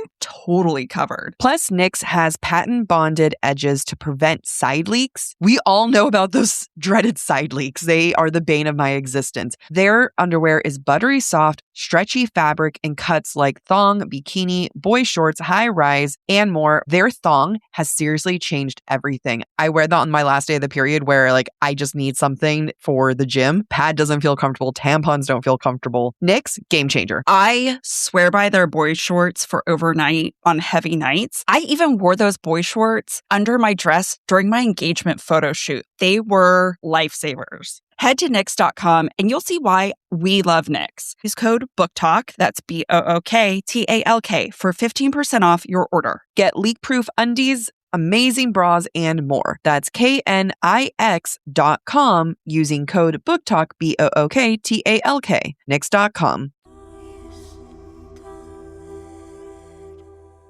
When Nesta realizes that Cassian is bracing himself for her attack after opening up to her, and that reality is what hits so hard for her. Quote, oily shame slithered through her. She'd done that, brought this level of defensiveness to him. Heaviness weighed on her, started gnawing on her. So Nesta said, show me another set of movements. That is Nesta's way of trying to fix this emotional intimacy. There is no emotional intimacy. She's kind of butchered it. But the only way that she can try to fix this in this moment is through a physical act. And I believe that's why she's going to rely on sex, and why later on in this very chapter, we're going to get one of their first more intimate moments. I think that's a great point because at the end of the day, that's her way of saying, I know you want me to train.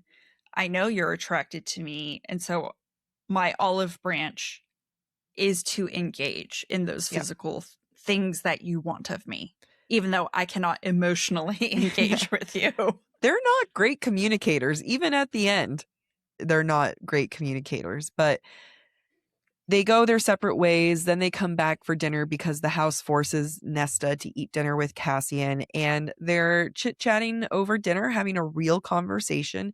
And then that's when Cassian opens up about all the monsters he's captured, and she is just horrified to learn all about it. And what is interesting is that we realize Cassian does have a lot of trauma from the things that he's had to do throughout his life.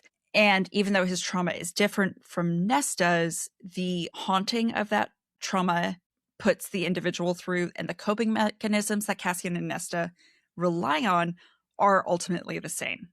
They are universal things. Cassian tells Nesta, quote, "You learn to live with the memories, how to block the horrors from your present thoughts, but they still lurk there in the back of your mind." This is a great time for Nesta to get to know Cassian, and she's actually very content getting to know Cassian and asking questions. But the second Cassian turns the questions around and asks about Nesta, especially when it's questions that are on topics that she feels anger around, for example, her power, Nesta gets angry. And what Cassian doesn't know, but we can tell from her perspective, is Nesta gets mad that she even has powers because she couldn't use them, and they remind her of her lack of humanity and all the ways that she's failed. So what does Nesta do? Nesta turns into a predator to defend herself against Cassian's questions. Quote, "Nesta's fingers curled into claws at her side. She took a step toward him." The description of Nesta's hands as claws is very similar to the monsters Cassian just talked about. So I just wanted to make that visual comparison. I'm happy that you made that comparison, because in this moment when Cassian's riling her up, asking every triggering question he could, and her claws are out, we also have this moment, quote, "She was baring her teeth at his still smirking face. Cassian surveyed her, gazed into her eyes, and breathed, 'Beautiful.'" He said a little bit earlier that Nesta was pure fae. Even before she turned human, she was full fae. And we're seeing in this moment that he likes it. He likes this wild beast that he gets to tame. And that's because Nesta in this moment is embracing her id, her base primal animalistic part. I agree with what you're saying. I don't know if I agree about Cassian taming the beast that she is. I think they get to be beasts together, hence the sex. Okay, how do I say this? It's the facade. It's their kink of, ooh, I'm taming the beast with macaque, and then she's can't be tamed. No, I think it's the allure of someone who can't be tamed. Right. And that her wildness can match his own wildness. Yes. Yep. Because she wants him to be unleashed, and he wants her to be unleashed, and blah, yet, blah, blah. And I want him to say, "I love you," and you will hear me complain until the bitter end. So Cassian does give Nesta a few good lines here. I know it's good lines because people highlighted it in their Kindle. The first one being, quote, "The first time I saw that look on your face, you were still human. And I was almost on my knees for you." Something along those lines. And I was thinking, oh, knees, like a prayer. The fact that she wasn't even fae yet, but she's still somehow connected to this religious persona. There's just a lot to do with Nesta and godlike imagery. Another quote, "Your power is a song, and one I've waited a very, very long time to hear, Nesta." Nesta loves music. He knows she loves music, so he's saying something that's going to resonate with her. For us who may not understand it, I'm not saying I don't understand it. It's just not the most it's romantic, but it's not like the thing that would get me the way that it would get Nesta. So he really knows / SJM really knows what to say to really get her. They don't kiss or anything, but he smells her neck in a hot way. That's the scene, right? Like that's basically the scene, is that he sniffs her and then he tells her he's going to jerk off thinking about her. Is the summary of this scene. He tells her, quote, "I'm always thinking of that look on your face." But I do want to emphasize this is after dinner. Food equals sex. Mutual masturbation. Which literally is what's leading to it. They had food together. He smelled her neck and said, "I'm going to go jerk off to your face." And so what does Nesta do? She's got to have some personal time with her hands as well. Yep. And she tells the house, "Come back at dawn." And I think it's hilarious, first of all. But second, because the house doesn't have eyes. But if the walls could talk, whatever. Nesta, though, if we continue this psychoanalytical lens, it's her subconscious that she's talking to. Like, Yeah. hey, I need you to Yeah. not think right now. I think I Yes. don't want to be accountable for what I'm about to do. Such a good So point. The house is her. the house is her. Yeah. And so she wants to hide her true desire from the rational part of her, which is the house That's right a now. very good fucking point. I'm proud of you. I am Thank so you. proud of you. You get a sip in order because you won. So Thank you. quick sip, then we keep going. We are in the last chapter of this episode. That is chapter 16. And this is the next morning after the horny hallway encounter. And they meet at the breakfast table, the horniest of tables in this house. Quote, she'd beaten him to the table and had been reading a book while she ate. It lay closed now, but from the spine, he gleaned that it was one of the romances she favored so much. Sex and food and eating. I'm not even trying. I'm not even doing my job anymore. I'm just reading what SJM is putting down. And even if they're not talking about sex, she's reading about sex. And we all know that this table and this area is going to get some very sexy sex things happening later. And he looks at her hand and then she hides her hand, which clues him into the fact that she masturbated last night. Like, it's very horny. Food is sex, sex is food, and sex is power. Yeah. What's hilarious, though, the fact that Cassian told her last night, I'm going to jerk off to you, essentially. Nesta still doubts whether he's interested. Yeah. Quote, whatever willingness had been in his eyes last night seemed reluctant today, as if he couldn't help, didn't want that heat between them, that tension. He'd practically run out of the room to avoid her. It's amusing because she's an unreliable narrator, because later she's like, well, I did see he had a boner. And so, yeah, it speaks to her self-loathing still, that she can't even fathom that he would genuinely be interested in her. Now, they have a bunch of banter, it's full of innuendo, and Nesta huffs a laugh, to which Cassian is shocked. Quote, his shock was enough that Nesta dropped her smile, which I think is really, really sad.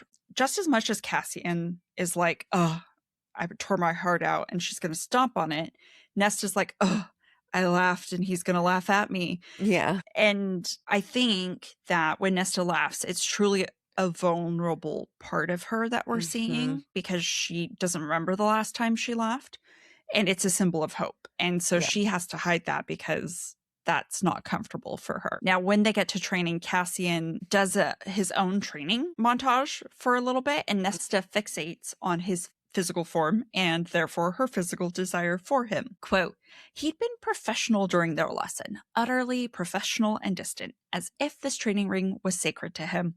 Nesta couldn't tear her eyes away as he completed his exercises, panting softly. She tried not to wonder if that panting was how he'd sounded last night when he'd pleasured himself.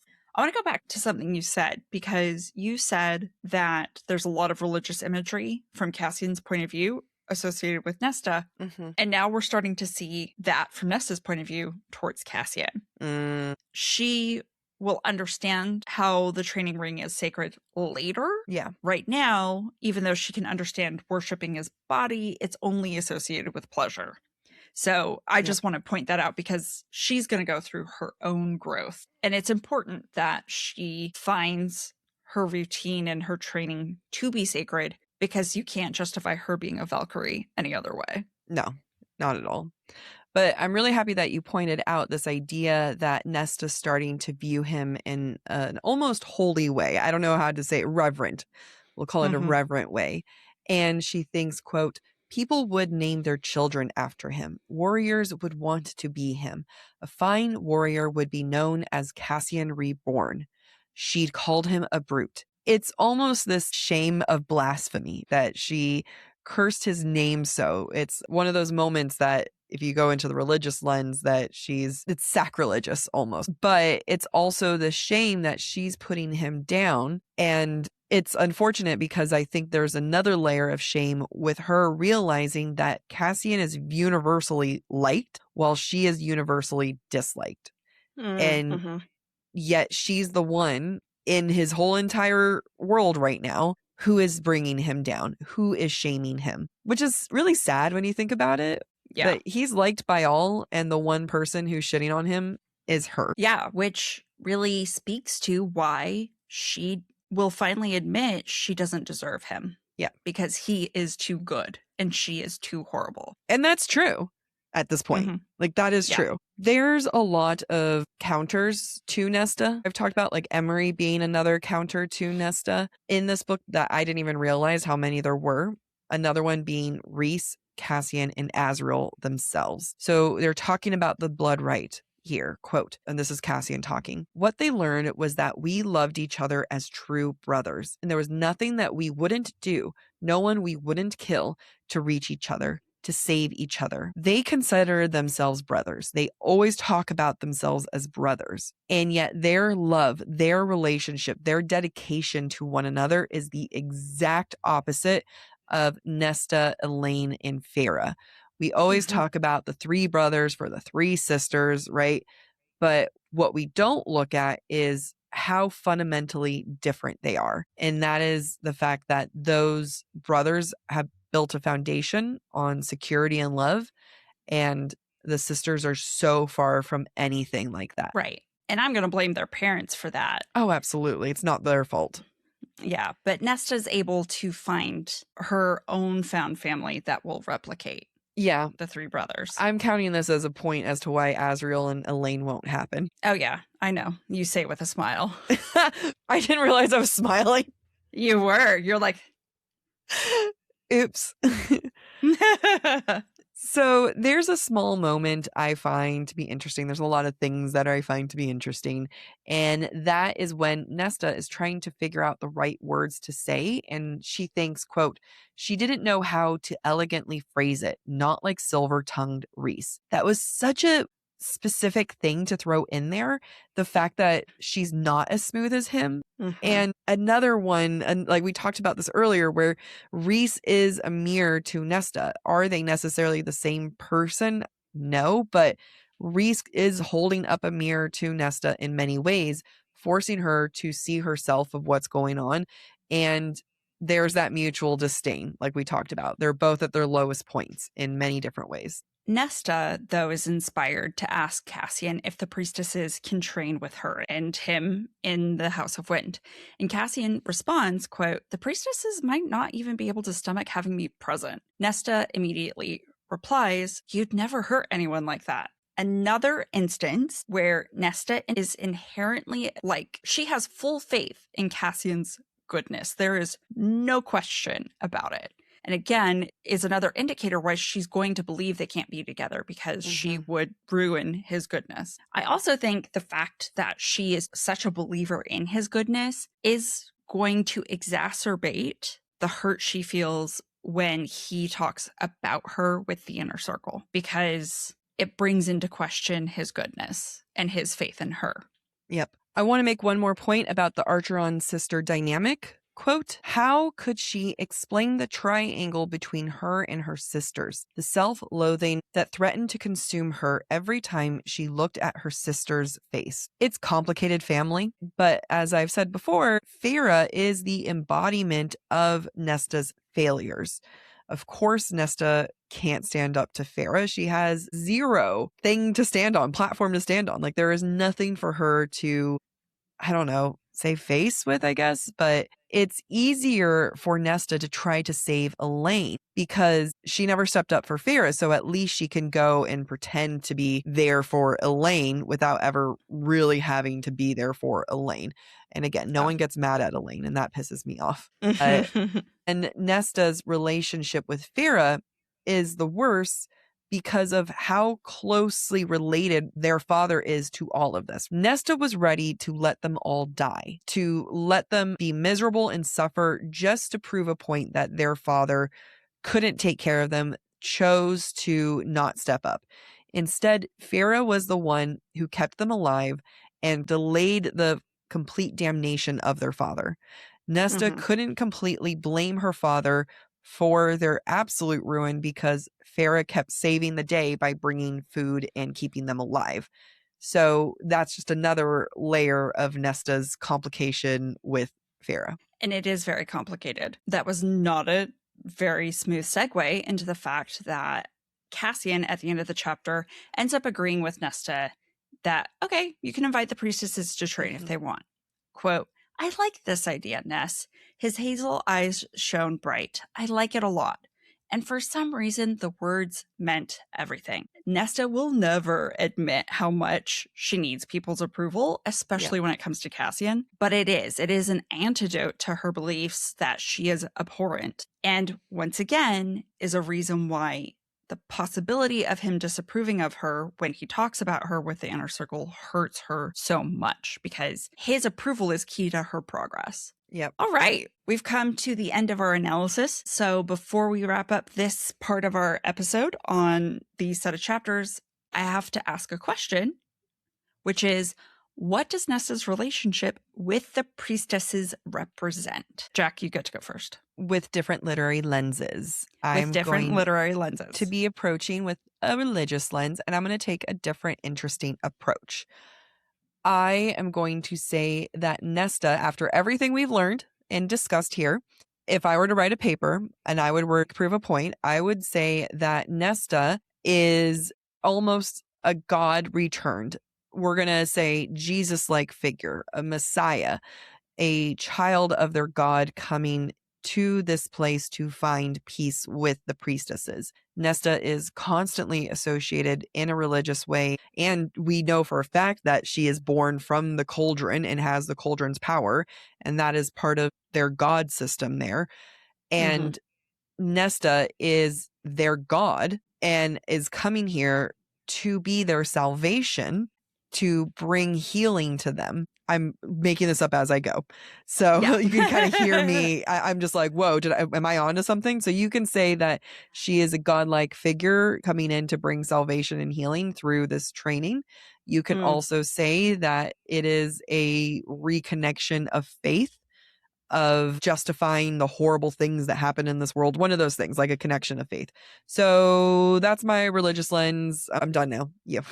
Okay. I'm going to do a combination of Marxist, but like true Marxist in terms of class, and feminist, which is in a lot of ways, the priestesses, although they are not necessarily a lower class of high fae, they have been degraded by a different class, right? They have been put down and therefore sheltered away because they're afraid, they're mutilated, abused. And in a lot of ways, it does replicate a form of oppression that we see. And Nesta has been subjected to similar sort of class differentiation between her and the inner circle. And so what society has done to the priestesses, the inner circle has done to Nesta.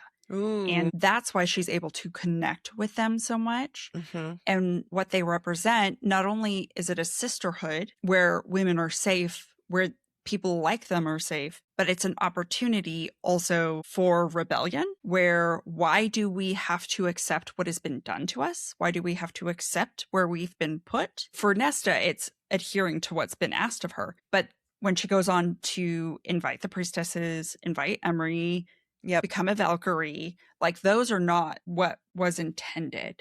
And so she builds her own, I wouldn't say cult, but she builds her own system or community that is so different from what they started out as. And I think it's an interesting, like, it's not a direct, like, class war, obviously, but it's interesting to think of it like that. Yeah, I love it. If I wanted to come in with a different literary perspective, I think you could make a case for this being like the eco-environmental lens, but we know that they're under a mountain. We know that they can't actually see sunlight, that the light is fake and it's charmed to see the light from outside, but it's not real. I thought it was the other way around. What? I thought they do have windows, but they're glamored from the outside so that people don't know there are windows. No, because it's all underground. Okay. Right? Inside the library, but in their chambers, there are windows, is what Gwyn says later. Well, we'll confirm. We'll go back to that later. It's not important for this moment. Okay. Well, I'll just do this in reference. Either way, Nesta's associated with flames, which is light and elemental, and coming in with that. So I'm just saying, if you wanted to like think harder than what we have, because we've been talking for 2 hours, feel free to. Well, I mean, there's also the psychoanalytical, right? If SJM does such a good job in this book reflecting Nesta in every situation, interaction, relationship. Mm-hmm. And in a lot of ways, as we've said before, the priestesses reflect Nesta and her situation in a different way because Nesta believes the priestesses to be inherently good and therefore inherently deserving of better. And so in some ways, from a psychoanalytical lens, we could argue Nesta chooses to help the priestesses, both because they represent her in a way, but because that's what she wants someone to do for her. And so she's kind of like, okay, well, I don't deserve it, but you do, so I'm going to at least help you. Yeah, very true. What chapter do they talk about it? Windows? Yeah. Was it 13? It's after they run away from the darkness, Gwyn. And she talks about her little stone, I think. Here it is.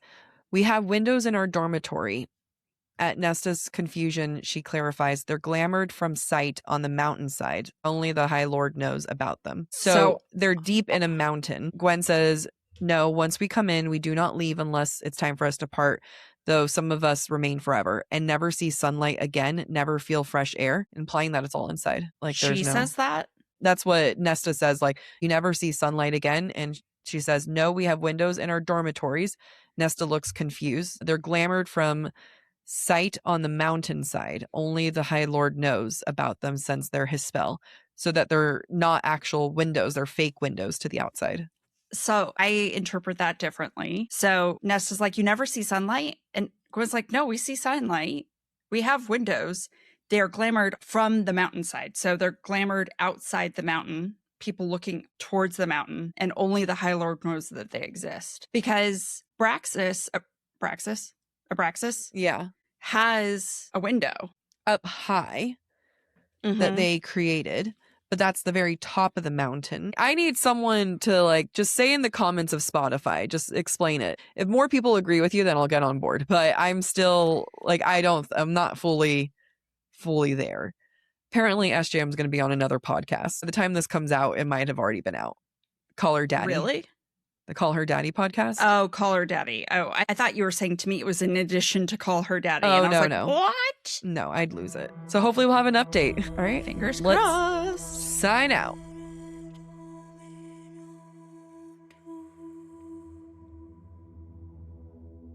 Thanks for listening to Book Talk for Book Talk with Jack and Amy. Join us Wednesday for our Breadcrumbs and Broomsticks discussion from today's chapters from Sarah J. Maas's A Court of Silver Flames. If you're enjoying the show, don't forget to rate, review, and subscribe on your favorite podcast platform. It really helps other readers find us. And of course, we'd love to hear what you thought of today's episode. Share your comments through our forum at booktalkforbooktalk.com, and we might feature your feedback in a future mini episode or in a Patreon exclusive episode. For merch and more ways to support the show, head to booktalkforbooktalk.com. You can also follow us on TikTok, Instagram, and YouTube at the handle Book Talk for Book Talk. And don't forget to join us as we keep the analysis going by subscribing to our Substack to get more insights into the romantasy and romance genres. Head to the subtextsocietyjournal.substack.com. Bye.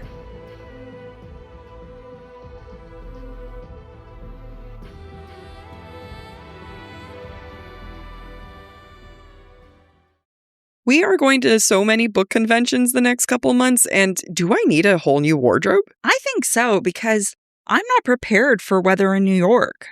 Honestly, I am not about the fast fashion. I am all about Quince and how they prefer quality over quantity. Quince makes high-quality wardrobe staples using premium fabrics, like 100% silk and organic cotton. They even have a lightweight cotton cashmere sweater that's perfect for the changing seasons, especially in New York. And they have amazing spring colors, so I'll be able to be very versatile with all of the cute sweaters they have. Quince clothing is consistently rated 4.5 to 5 stars by thousands of customers. Real people wearing these pieces every day actually love them. And honestly, they're better than some of my favorite expensive brands. I personally love my boyfriend sweater that I got last year, and I still wear it all the time. And I'm sad that it's going to be warm, so I guess I'm going to have to find another sweater. Stop waiting to build the wardrobe you actually want. You don't need a closet full of options. You just need pieces that work for you. Right now, go to quince.com/booktalk for free shipping and 365-day returns. That's a full year to wear it and love it. And you will. Quince is now available in Canada too. Don't keep settling for clothes that don't last. Go to quince.com/booktalk, BOOKTALK, for free shipping and 365-day returns. Quince.com/booktalk. Struggling to find the right metabolic wellness support, even when you're doing everything right, has been one of the most frustrating things for me in my health journey. I've tried other metabolic wellness support providers, and I often feel rejected rather than supported by the process. That's because Brello is focused on long-term health, longevity, and performance, not quick fixes. Brello is designed for people who want a more sustainable approach to their metabolic wellness support. Their support helps you focus on habits, education, and structure alongside provider oversight. Getting my GLP-1 through Brello has been so easy. They make it so effortless, and they provide all the support I need through their app. Their app is one of a kind in my book because it allows you to track progress, manage reminders, and stay on top of renewals. And if you're like me, managing the renewals is the hardest part. Everything is managed online, making it easier to stay consistent over time, and medications are delivered to your door. They're so transparent with their pricing with one flat monthly cost. Go to BrelloHealth.com to see if you qualify and explore their GLP-1 plans, starting at $133 per month for your first 3 months, plus access to their app, community, and wellness classes. That's BRELLO health.com.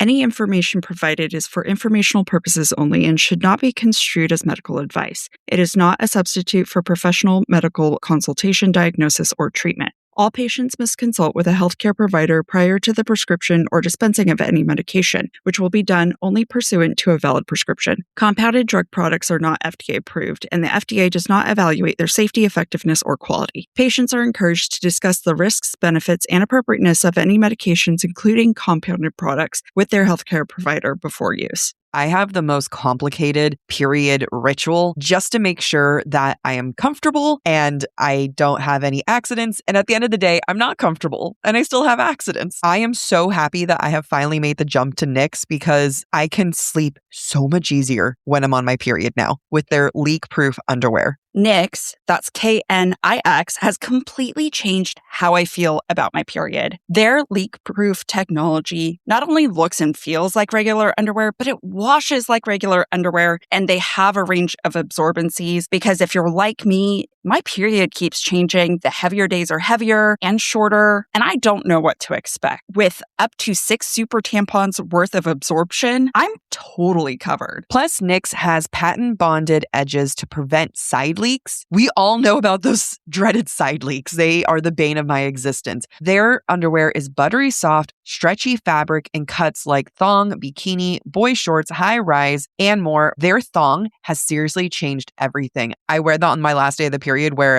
I just need something for the gym. Pad doesn't feel comfortable. Tampons don't feel comfortable. Nix, game changer. I swear by their boy shorts for overnight on heavy nights. I even wore those boy shorts under my dress during my engagement photo shoot. They were lifesavers. Head to Nix.com and you'll see why we love Nix. Use code BOOKTALK, that's BOOKTALK, for 15% off your order. Get leak-proof undies, amazing bras, and more. That's KNIX.com using code BOOKTALK, BOOKTALK, Nix.com.